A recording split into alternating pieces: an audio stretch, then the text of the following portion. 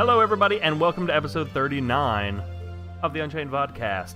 Today, we are talking about the TDD, the Tuatha De Danann, or however you want to pronounce it. Yeah, what he said. One of the, I think, absolutely coolest factions. I don't think anyone would really argue that in the game. Today we're going to be talking about them, their classes. They have definitely some of the most unique classes. We're going to be talking about their classes, their overall realm strategy, at least as we see it and as we understand CSE's descriptions of it and everything.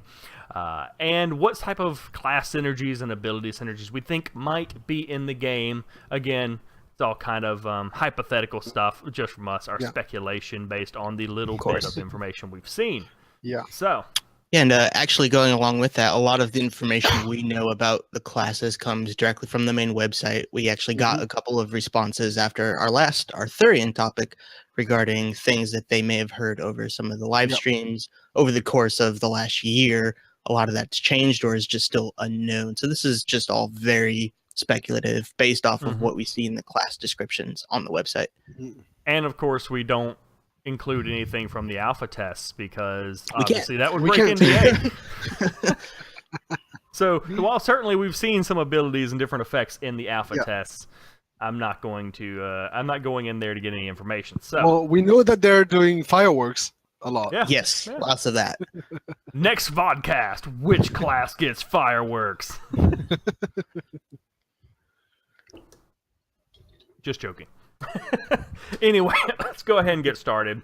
I thought we'd start in a similar format to how we began with the Arthurian topic, which is, can you tell me, of course for both of you and of chat as well, what is your favorite TDD class and why? Ooh, Red Cap. Well, I kind of answered last time, Black Rider. But why? Definitely Black Rider. Because you can make a sword out of your spine, first of all. It's just the headless rider, basically the concept. The headless horseman. Yeah, I was a big fan of the myth already of the headless horseman, so it just plays into that. Just. It looks badass just from the description of the class. I like the Red Cap. I don't normally go for rogue type classes, but the Red Cap I like in their approach on how they use all of their abilities, which is blood. Everything they do is relating to either using blood or regaining blood back to then use more abilities that then use blood. So there's a cycle of dealing damage or debuffing enemies to steal blood and then using that blood to then do more damage or more different abilities, such as going into the Veil for them even requires the use of blood. So there's this system in play for them that is more complex than just stealth, backstab, stealth. And I really like that. Yeah, I have to admit, I still burn with a certain level of jealousy that the TDD have the Red Cap as a class. For me, my initial thought is also the Black Rider, because it's so freaking cool. But it is. But it has shifted. However, I do think I have to say that the one that I would most want to play would probably either be the Dark Fool, because of their trickery and the buffs that they have. I really enjoy buffing classes. Or the Forest Stalker, because of how CC heavy they look to be, and I absolutely very much so have difficulty resisting heavy CC classes. It's a very unique spin on their CC too. Yeah. Which I'm sure we'll get into. See, we've got Red Cap, Morrigan, Crafter. I don't think Crafter counts. It doesn't count. Crafter doesn't count. Yeah, say that when you need an armor and a weapon. We'll talk about it. The Empath can kind of be like a blood mage. I can see that with some of their abilities. They've got kind of a not as offensive, but they have kind of a mixture type thing going on. The Wisp, That's all right. So next question: what is your least favorite TDD class and why? And mine is the Wisp, because I just think it's the absolute most boring class on the TDD side. I'm a glowy firefly that flitters around and teleports. That's what You are that's not what the class looks like to me. Firefly. You are a regular person who can transform into a glowy firefly Yeah. and teleport. I know. Which of the 3 scout classes is the only one who can do that, so you can possibly bypass walls. You can teleport there's from some one side into the other. There are some reasons people like them. I just don't.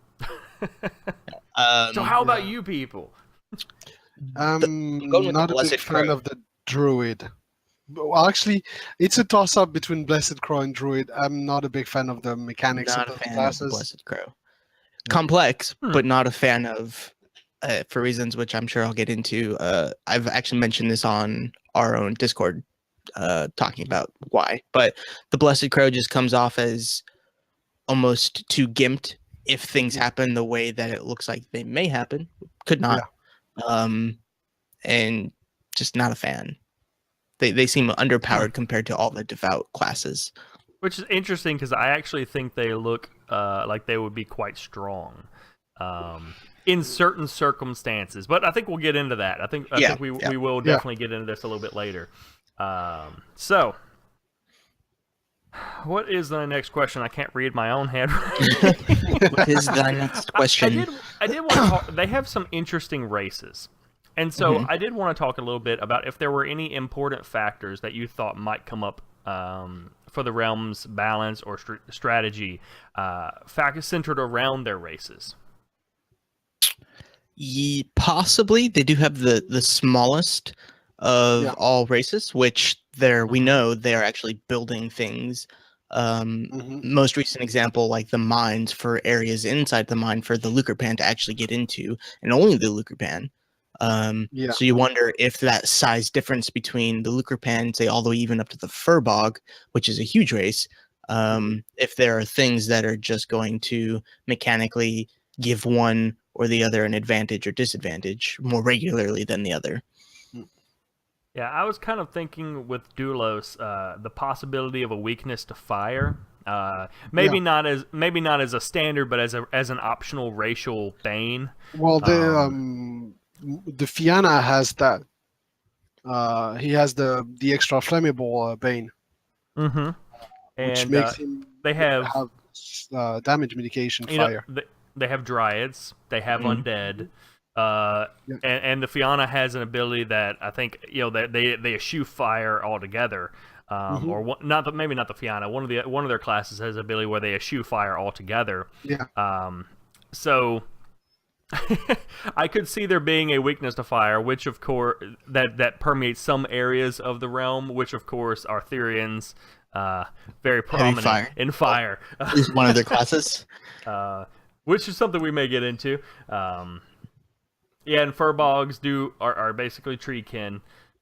So again, that was something I'd kind of thought of as well. Well, the Hamadryads also are polyvegetal, I think. Yeah, I think they're like plant/insect or something. They're bog. So getting into the bulk of things, class synergies. Are there any notable class synergies that you think, and of course, again, chat as well, that you think are likely to come up amongst some of the TDD classes, based on what we know now? I do. If I was playing a TDD even as not one of these 2 classes, this is a 2-class synergy. The Forest Stalker and the Druid really emphasize a Druid's success. From all the mages, we know that the Druid deals some of the most potent magic, but also the slowest magics. Use of the Forest Stalker's heavy CC abilities make being able to hit targets or being able to make targets unable to defend against slower moving projectiles increase DPS, and the Druid becomes a much bigger heavy hitter. I hadn't thought about that was the main one I thought about. That or the Morrigan also. Forest Stalker and Morrigan is also a pretty good synergy. if only because the Morrigan is also being all of the pets are spirits, and they're, for the most part, they are pretty short range.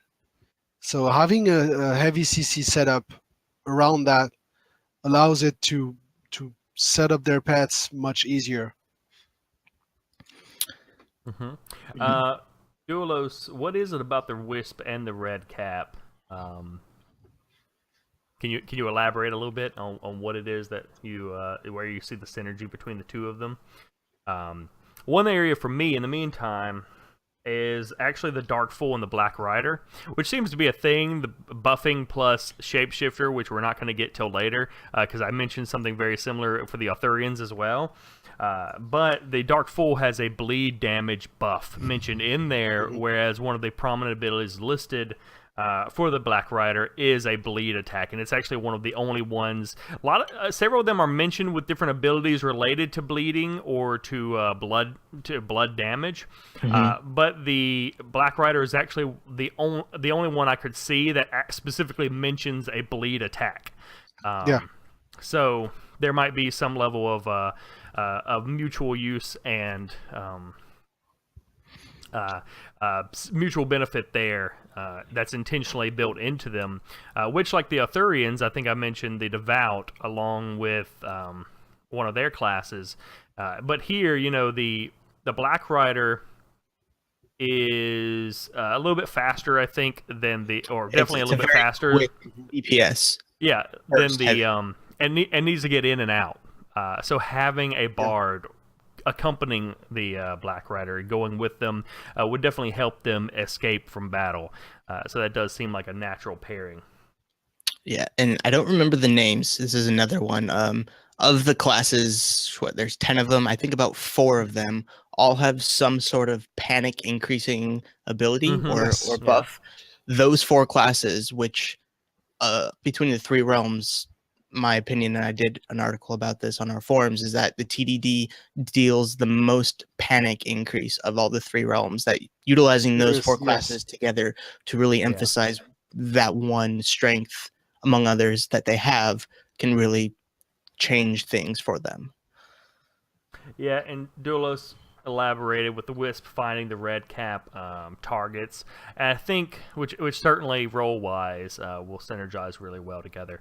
I also think the Red Cap fitting with a lot of the other classes, there are a number of blood drain abilities throughout the TDD lineup. So I think they're going to have a certain edge there where they're kind of stepping outside of the straightforward combat setup, the armor, sword, clashing type battle style that we're accustomed to, and instead they're going to be a little bit better at avoiding some of that, draining people's blood, things of that nature. I do see in the Blessed Crow, even though they're my least favorite class of them, they have a blood drain specifically, and so does the Red Cap. And we know that once you lose all your blood, you basically die. So using those 2 together to siphon blood, you have to use blood for most cases for a lot of your abilities. That's your source of magic, essentially. It replaces mana in the game, and so the more you consume that, if you can multi-target the same person, you can prevent them from giving off too much heals. If you're going for the physician or whoever on the other side, the more blood you can take from them, the more you limit their ability to perform. And one thing I've noticed, which kind of segues nicely into my next topic, is that whereas both the Arthurians and the Vikings seem to be very focused on standard combat, they're focused on kind of engaging either everyone or specifically killing melee type people and range type people. The TDD almost seem like they have more of an edge killing mages and healers. Because again, they're going to be trying to use their blood to fuel abilities, and the TDD have a number of bleeds and other blood draining effects and things that are going to specifically hamper them a lot more than it would hamper the like the heavy fighters. The heavy fighters. I would agree with you there. I guess I'd like to make it more detailed in that it's not just their ability to deal that kind of damage and focus more towards melee or ranged in Magic. It's their ability to Disrupt. precisely target a specific person, no matter how, Mm-hmm. basically no matter how far away they are, whether it's a mage or a healer or a ranged DPS. They have the ability to bypass defenses, the ability to specifically single out individuals within a Yeah. group. Yeah, well, you look at like the Morgan. You know, they can form Exactly. portals and They then can shoot port- attacks out of that, so they can kind of potentially get behind lines or around walls and things, and attack also- healers who are in the I, background. I think their bull spectral also ignores people. It's a target effect, and the bull goes through people until it hits its target. So it actually bypasses an initial first line of a defense. Yeah, I don't remember much about that specific ability. Now, Tennis is saying that physicians use stamina on their potions. I don't remember that being a thing, because I think pretty much everybody Possible. uses. I mean, But- well, I guess the potions aren't technically spells in and of themselves. So It's the I'm not making entirely of the sure how that potions. works. Yeah. So maybe creating the potion uses blood, and then I don't know. Not entirely sure, honestly. There are other classes that most classes use blood as a standard. So Yeah, Mhm. that's been kind of the thing, and it is kind of weird because I guess on the other hand, they're not a mage class because they make potions. Well, they don't technically yeah. use magic unless they use magic to create potions. So I we think- don't know exactly how that works. I guess we'll learn more after But- Beta 1 because they are one of the Beta 1 classes. So Yep. Exactly. So for my last major question that I have is slightly different than what we talked about. Well, we did discuss this a little bit for the Arthurians. We just didn't really have it as a question I intended to ask, which is overall strategy wise. Well, I guess it'll be two-part. First of all, what do you see as the overall strategy for the TDD by your understanding?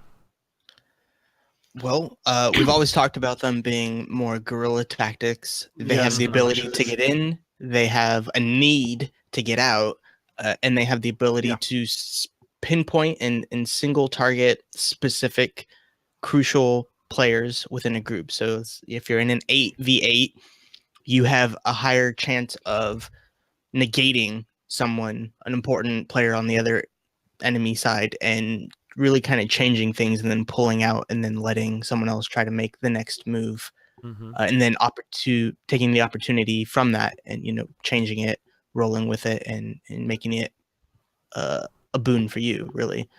That and using the as we said, a lot of their fear generating abilities Panic. to panic to disrupt group structures and group strategies. Even if it doesn't apply as like a fear effect necessarily, but diminishing their capabilities and bringing them down from their strengths. slowing down abilities, slowing down movement. Yeah. It doesn't have to be a fear that makes you run away, but if it increases your preparation time, or your recovery time for your abilities, or your blood regeneration, or all those things, allow them to strike fast and pull back before the effect goes away. So they're very much precision strike oriented rather than just head-on collision and head-on fighting. And I with think another faction. defensively so. I don't think they excel at offensively making that strike. I think they allow things to kind of unfold around them based off of where they're at, decide what they need to do to hurt the enemy really bad. For me, as a fan of esports, I see a lot of the strategies that the TDD might be able to use in Overwatch competitive. It's a completely different game, but they have something called the dive comps, where you have very squishy characters defending a point by allowing people to go in the point and striking very precisely on different targets to go down, to get the targets down faster. I see the TDD going that route rather than a line of defense that you have to breach. They will allow you to get in, surround you, flank you, and strike precisely the targets they want to diminish your capabilities, and then finishing off the harder or more resistant targets later on, or just letting them go as completely useless without healers, buffers, or anything. A heavy fighter with very mobile targets is pretty much useless.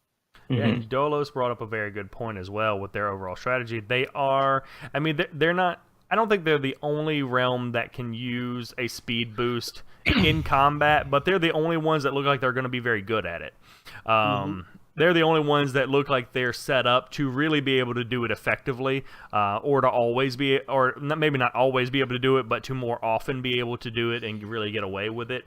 Whereas most of the other realms, as I recall, they suffer some penalties if they try that or if they get hit while they're trying to initiate the speed boost and everything.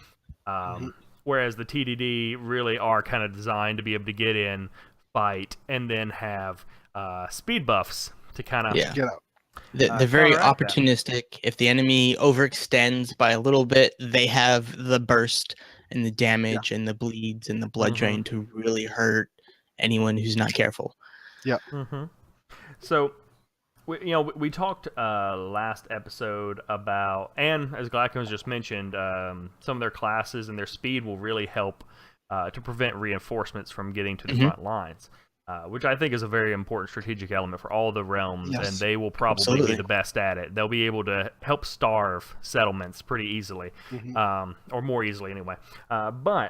Last episode we talked about how the Arthurians stood up against some of the other realms, and I don't want to just repeat that conversation because we kind of had a bit of it between Arthurians and TDD. Yeah, and sure. stuff. But instead, we talk about the TDD as kind of a hit and run type strategy. So how do you think they would go up against the Vikings and the Arthurians each? Taking At the same time? No, taking a keep. How do if the TDD are kind of focused on hit and run and not consolidating and really pushing, how do they take a defended keep? Death by 1,000 cuts. Just going around. They have the classes that can go through walls, that can really sap the defenses in several points. Drain, just as we said, block reinforcements and drain the defenses. Their siege might last longer because they don't have the the tanking power to just rush in and strike really in a focus point. But going in a more spread out fashion, trying to overwhelm several points at a time, spreading the attention of the defenders. That might be more of their tactics rather than trying to ram the front door. Yeah, I think they definitely come across as a realm capable of dealing a lot of different types of damage, as well as taking away some of the sustainability of defense to the point where you kind of have to go out to attack them, which in the case of Arthurians, you're kind of taking them into a realm of style and combat based off of our discussion in our last episode that is not their forte. So if you're forcing Arthurians, even though they are capable of being offensive, their playstyle is at the moment led to be more defensive. When you have to force them out to come to get you, otherwise they will be drained slowly over time, you're kind of giving yourself the edge by doing that. Which is interesting because that's really almost a more historical type of siege. We do siege in MMOs where we line up catapults and start bombarding defenses and everything, but historically, not all sieges really went that way. They just as soon set up camp for a month and starve you. Yeah. In this case, drain you of blood. Yeah. Literally. Literally this time. Now, one thing I was looking at is literally like how they might adapt their tactics, because I'm assuming they're not going to just sit out there for every keep for 3 days and try to starve it, or for 3 hours. That's kind of boring. So against each realm, what type of abilities and things they might have to give them an advantage so that they can stand toe to toe in the keeps. And for the Vikings, one thing that I thought of is that they seem to have a combination of two things that could give them an edge over the Vikings, even in close range, like melee combat, once they get in through the walls and everything. Maybe once they've drained them of power for a bit. The first is all their blood abilities, their blood drain abilities and everything. It gets through the health. It avoids the high health pools that some of the Vikings look like they probably have. and kind of avoids that, goes on the backside, takes out their healers, and weakens them overall. But then also, like we talked about last time, the Vikings look like they're probably going to be a close to mid-range realm, where that's where they really excel, close to mid-range power. Which means they will most likely, especially when defending, they're going to be more grouped up. They're going to be more kind of packed into melee balls a little bit. So one thing I noticed is the TDD look like they probably have the most AoE of all three of them. You look at the Blessed Crow, the Forest Stalker, the Druid, they've all got these AoE abilities for CC and damage and bleed effects and everything already put in the handful of abilities that we know they have. And I could see them, making a hole in a wall and then just lay down trap fields and everything just within the wall to do this damage, and have these effects that chain off of each other, to make it essentially impossible to stand there and defend the wall. I mean, you'd have to fall back into the keep, and then what are they going to do? They're just going to do the same thing inside the keep again when they push in. Yeah, and that was the staple of large-scale combat in previous MMOs that actually caused the issue of frame rates and stuff, was AoE. Everyone resorted to AoE. When you're attacking 20 people, you want to do as much damage to as many people as possible, and this is the realm that does that. And not just that, as I was about to mention it, and Tennis mentioned it in chat, the corpse effect, a hell of a lot of classes from the TDD drain power from corpses around them. Two of them, for sure. The Redcap and the Blessed Crow both utilize corpses, which is an issue and I have believe with the them. Darkfall also does have some siphon abilities. No, it's more draining health.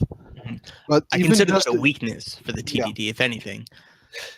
Well, the thing is, the longer the battle goes, the more powerful those classes can get, and their abilities. So it can help them also sustain a lot more on long drawn battles, since they don't have the burst damage a Viking will have. And they don't have the resistance Arthurians will have in terms of hand-to-hand combat on short-range combat. But the more dead around them will be, the more powerful some of the abilities. The healing, most notably from the Blessed Crow, the more corpses they have around them, the more they can heal their groups. So that gives them the sustain that they don't have in an innate fashion in a lot of their classes. Yeah. See, my issue with all of that is that combat is slower than usual. So at the very start of an engagement with the TDD in any realm, the Blessed Crow is, assuming that's the only heal they have, which it's probably not. But let's go off with what's on the website. That's the only thing on the website at the moment. So if that's their main heal, let's say, they're disadvantaged at the start of a fight. They can't heal until someone dies. Yes. The Redcap can't do his ability until someone dies. And between the two of them, who uses that first corpse? The heal or the Redcap. And then they're fighting for corpses at that point. They're hurting each other. And if combat is as slow as it's looking like it may go, how many corpses, unless it's a huge, 200 fight, are going to be available for use during that engagement? Well, I do also think, one, I don't think they're going to be necessarily very often fighting in the same arena. The Red Cap's not going to dive into the middle of the enemy group and just start stabbing people, because he's going to die. He's going to become one of those corpses. I don't know. Maybe that's the strategy. Go in there and die and become a corpse. I will die. You can heal the rest of the group. Exactly. they will have their sacrifices. But they're going to be fighting on the outskirts. They're probably going to be fighting in different areas a little bit. Not all the time, but a lot of the time. I assume that the Devout are probably going to be focused in combat groups, not so much on stealth groups. But with the AoE stuff and the dead bodies, I think they kind of merge together here a little bit, because what I was saying with the AoE, in my opinion, what I think they're going to do with some of the AoE abilities, and it kind of goes with what Dolos mentioned about the about collision and different bodies being in the way and everything, is I don't think that with how slow combat is, I don't think AoEs are necessarily going to be outright powerful in and of themselves, because healers are really powerful. And so if you've got a big group formation and a healer's just sitting there going heal, heal, heal, heal, the AoE is not going to do much. But as we already discussed, it will take a long time to set up also. Yeah. But as we just discussed, the TDD seem like they're the ones who can get behind the lines more easily, and they can have abilities that hurt the healers. So over time, if the TDD are better at killing the healers and the casters off, then they create corpses, and they reduce the healing, and then the AoEs can become a problem. That's because the effect, healing is going to be diminishing while the AoE damage continues happening. Well, like with the Druid, they're at the moment, at least, of their example components, their AoE is the shape. It's not the actual ability. It is the form their ability takes. So they could use their main ability, which is their slow-moving void, heavy void damage, as their AoE, and do insane amounts of damage, causing a lot of corpses. And I do think if corpses become a very common thing, then the TDD will make great use of them, and that will be a problem. And you actually maybe want to use that strategy wise defending against the TDD, is moving the fight away from corpses. Being more mobile. As Duelos just said, maybe just get all the pugs to just charge the front line, and as they die, you just corpse bomb them. Exactly. The cannon fodders. As Pocket said, the TDD will be very much the style of the War of Attrition, where they will slowly bleed you out of blood itself and of players by creating corpse to power their own abilities. It doesn't help you win; it helps you to not lose. That's still a good class. I think their combat against the Arthurians will have to be a little bit different, because as we mentioned last cast, I honestly think the Arthurians might be probably to a certain degree have a bit of an advantage over the TDD, just because of their defensiveness and their long range. It makes it kind of problematic, and if they have a weakness against fire, and they have the Arthurians have the fire mage, that's kind of a thing. But I don't think it's like a huge weakness, of course, because that wouldn't be balanced. But I think there might be some advantage there. But there are a few things I think the TDD might have to help them against the Arthurians. One is their mobility. The Arthurians will definitely have the least mobility of any of the realms. So if they're tanked up in their keep, at first thought the mobility doesn't give as much advantage, but if they can move around to any point of the keep that they want to attack, and the Arthurians have to keep chasing them around, that's going to be a problem for the Arthurians. They're not going to be able to group back up and stay in their formations and stuff as easily. Another issue, of course, is the Fianna regeneration. They seem like the TDD might have a little bit more healing spread out. Most other classes don't have any kind of regeneration or self-heal. So that's kind of a thing. And of course, the blood abilities and being able to get behind the line, being able to use like the Morgan abilities to get behind the heavy defensive Black Knight to line ignore and the everything. front line. Ignore those heavy fighters, I think, is going to be maybe something that they can really use to even the score a little bit. You see, I think the two realms, are the Arthurians and the TDs, are more balanced with each other than you think, in that I think the Druid is a perfect counter to the Flame Warden, and that they both do insane amount of damage. The Druid is hinted at doing the most amount of the mages at the expense of the slower projectiles, but the Flame Warden is a very defensive mage and has to stay still in order to become the most powerful, which makes moving out of those heavy void projectiles a lot more difficult if he wants to continue being as powerful of a Flame Warden as possible, which limits your fire, use, and there's counters everywhere in between these two realms.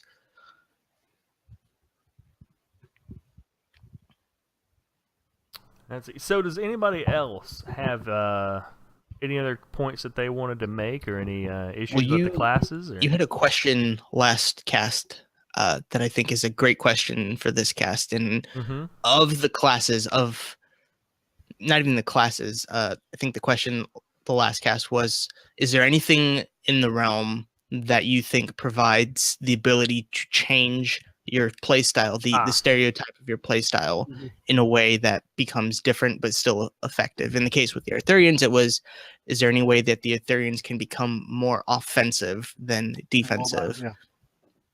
In this case, the question I'll ask is, what do you see as being the core of the TDD, and what's going to make them succeed? If there's any one thing that you think will propel them more towards success. I would say finding the ideal way to defend their own keeps. Because I was really looking with the other question, like, how do they attack? But they're so mobile. How do they attack a well-defended keep?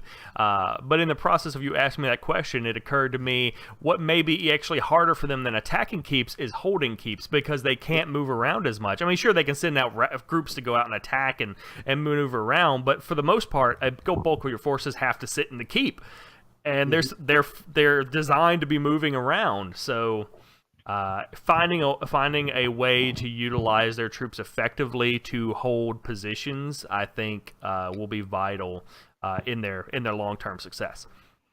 And more than any other realm, I think the TDD will need a lot of synergy between players, not just classes, just players. A lot more organization, a lot more coordination between players.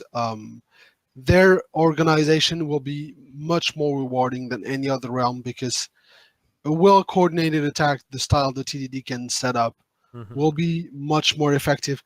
You can Zerg with the Vikings or with the Arthurians.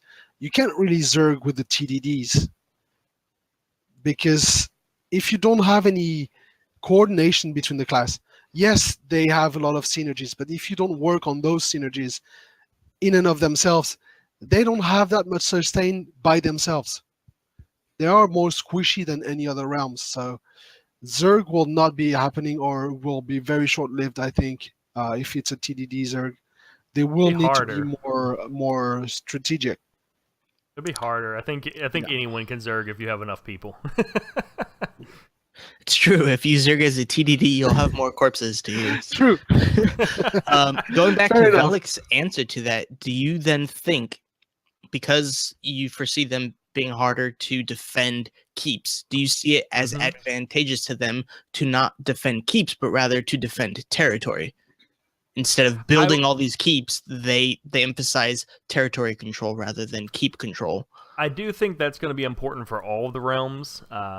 But I think probably for the TDD, it's going to be more important than for anyone else to attack people on the way to the keep, to keep harassing them and hitting them, trying to weaken the attacking force instead of just sitting at the keep. Because the Arthurians are kind of incentivized to go, oh, they're coming here. We might hit them once, but otherwise we're going to fall back to the keep and just form our lines and wait and sit there and wait for them.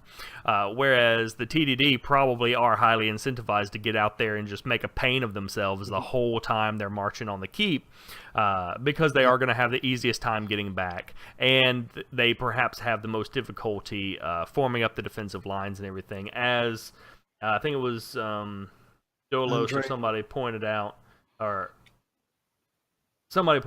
you know, there are certain classes that they have that have AoEs and everything that will make defense, will be effective in defense. I'm not saying they don't have any defensive classes, right? But a lot of their classes are not really built with face-to-face sustain that seems to be built into their core mechanics. sustained defense. And when they're facing when they're facing classes that definitely are built to like tank or deal out lots of constant damage, they're going to have to find some interesting ways to hold them off. But as Andrain said, there's the ambushes and short skirmishes on the way for the main force on the way to the keep will be their main factor of success, I think. Weakening the troops and blocking off reinforcements and backlines will be much more effective for them than just sitting in the keep and waiting for the attackers to arrive. Yeah. And I think they will definitely need good rogue classes to Yes. hit from behind as they're as the Arthurians or Vikings are trying to assail their keeps, to have actual mobile groups out there really coming in and picking off people. This is, even though they're not an outright offensive class, and Tinnis is about to say something. Oh, never mind. Build a Lukerpan side door for them to zerg out and flank the attackers. Just throw them through above the wall. They're the realm that needs to never be doing one thing at a time. They have to be attacking. Yes. They have to be moving. They have a keep. Great. Probably best just to leave it undefended and go attack another keep. Just let enough defenders to man the counter siege engines. Let crafters defend the keep with the siege engines, and the fighter classes stay out. And here's a question for you then, Kriss. If that's the strategy, if that's the realm's stereotype, and that's kind of how they seem to be, do you see crafted mechanisms for the TDD being stronger defensively than other realms? I would like to see for the TDDs probably more counter siege engines, and the traps. The traps that they talked about were more as a way of self-defense for the crafters out in the field. For the TDDs, fire. Yeah. For the TDDs, they might be actually a keep defense mechanism, as in trapping all the possible entrances to a keep, and then manning the defenses by the crafters, and then the combatant classes that are more mobile and more suited to be outside and fighting outside the keep, being the one fighting the defenders, and then the crafters being the only one inside the keep, because that's where they're more effective. Even if their siege weapons aren't necessarily more effective defensively, I think the TDD will probably have more incentive than the other two realms do to build defensive siege weapons, to build things to defend their keeps, because as I said, they might lack some of that defensive ability, and they can compensate for that with the siege weapons. Whereas the Arthurians, obviously, I mean, they'll have them, but they don't really need them. They've got all the long-range firepower that they really need, and they're built into their classes already. And the Viking style, I mean, we'll talk about that in 2 weeks, but that may not even be entirely suited for the same thing. Yeah, as Dulus and Tatanus and Old Boy were saying, and as you were saying, Vellic, bigger keeps might not be the way to go for the TDDs, and small outposts with secret entrances and escapes to go around and flank the attacking forces, and constant patrols across the territory might be more the way to go. Yeah, I think they'll definitely still want and have purposes for big keeps, but they might not be as common. They might be less on the front line and more on the back line as well, this is further away from where the combat is. We can all respawn here and group up back on the front line. Yeah, or the last line of defense. Right. If the smaller keeps get attacked and taken. Now we have a question here by Andrain. It's a good one. Determine what it takes to get resources to build siege engines in the battlefield. Are they vulnerable to transport? That seems to make them vulnerable to the TDD. We don't know exactly to the how they get built and transported. I suspect that they will be able to be put together and then manually moved about. They kind of talked about that in that last stream, being able to move the siege engines instead of them just built and it's fixed here forever.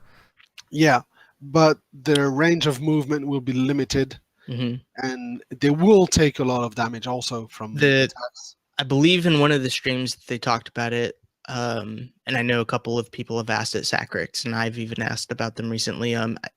You can build them, you can deconstruct them to then move them somewhere else to build them. At that point, it sounds like it's mostly an inventory item, in which case it's not. Yes, the way you're thinking about it, it's not destroyable that way unless you die. It's not an inventory item. You can deconstruct them in components, but it will take time to build, deconstruct, Yeah. set up, and everything. It's not like in ESO where you just plop your catapult and start firing. It will take a long time, and it will be very You can heavy. destroy that in that process. And Yeah, it will and be very heavy. You might not be able. A scorpion, you might be able to carry a scorpion on your back because it's a smaller catapult. Well, it's a smaller crossbow. Basically, it's a big crossbow.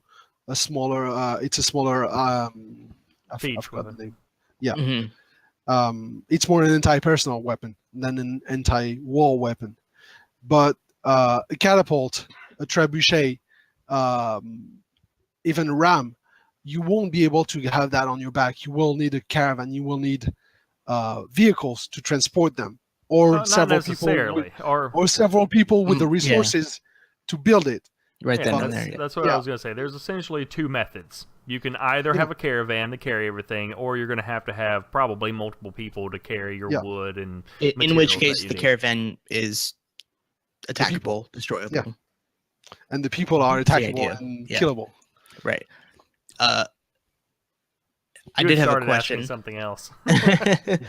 With the TDD, or with any class and realm and strategy, using your environment is, of course, important and leads to success more than other times.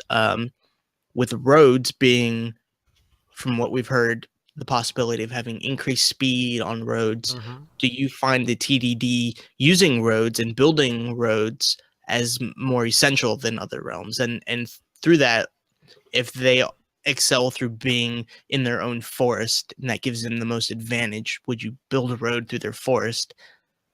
And in that case, kind of give your position away almost, or at least give yourself the ability to go back and forth faster. Maybe not a road, but if you can build road, I hope. I haven't asked actually, so I'm not Should sure. ask. But This Friday. I hope you can actually have just tracks rather than roads. Mhm.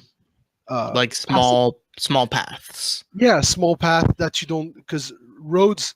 The That's a level implication 1 of road. road is that it's built, it's cobbled, it's covered for a flat surface to go faster. I think you're A getting into track would be- semantics now. Yeah, very much so. But Not we do know especially roads because at least are the faster. tracks, as in clearing some of the vegetation around the path to move faster. Not as fast as on the road that is a flat surface, but faster than just across the vegetation and less visible, which is more advantageous for the TDDs. Well, I think it's Since they're possible there are still- going to be different variations of road, but I mean, it's still a road. It's just not a literal road, but it's still Right. within the game Yeah. mechanics. Well, do you what see we Yes. talk about a within that road? game mechanics a faster travel system being more of a benefit to the TDD than the other two? I would actually say no. No. I think it's going to be the same because everyone still has caravans. Everyone still needs to travel them. So I think in that regard, the roads are going to be just as useful. Long distance travel wise, the roads with a support class are still going to be the fastest way to travel probably. So we assume. So, again, everyone needs the roads for long-range travel. I don't think the roads Yes. are really useful for short-range tactical travel. And that's where I No. think the TDD have the advantage because they get their own mobility and speed buffs and things that are perhaps a little bit better than what the other realms have. So even without roads, they're kind of able to maneuver around a little bit better than the other realms are. And I don't think people will be building small paths and roads for tactical uses anyway. I see the roads more as long-range travel mechanics and caravans. I agree. The roads, trying to use the roads strategically might be a disadvantage Mhm. because it's a vulnerable point, and for all realms, even the TDDs, even though with the fast travel, you use the roads as a means to travel. Yeah, from your starter city to the front lines faster, or to move from one keep to another, not during a fight. Roads are not exactly a means to speed up your fighting capabilities, but more your reinforcement capabilities. Yes, Right. but roads might actually be a disadvantage for many, for most realms aside from the TDDs, because depending on how they set it up, and if you can build a road in the middle of a forest, you will be in range of the forest stalkers and the druids for the ambush. That's the point. Exactly. But I think that's probably a pretty good question to leave off on. We were pushing up to an hour now. So I do want to thank everybody for coming out, hanging out, talking to us about the TDD. Brand, Kriss, as well as everyone else, of course. We will, if you're catching this on YouTube, don't forget to like and subscribe and all that kind of stuff. We will be back in 2 weeks to talk about Vikings. If there are any Viking guild leaders that would like to come on in 2 weeks and hang out with us and talk about Vikings, just send me a message on the forums or on Discord, either one. Otherwise, I will look for random Viking people. There are at least some Viking guilds that are pretty active on the forums, so I should be able to find somebody, I hope, and we'll try to get somebody on here. There may also be a special episode after that one. The 2 weeks following the Viking one. We'll see. We'll see. So, thanks everybody, and we will see you in 2 weeks.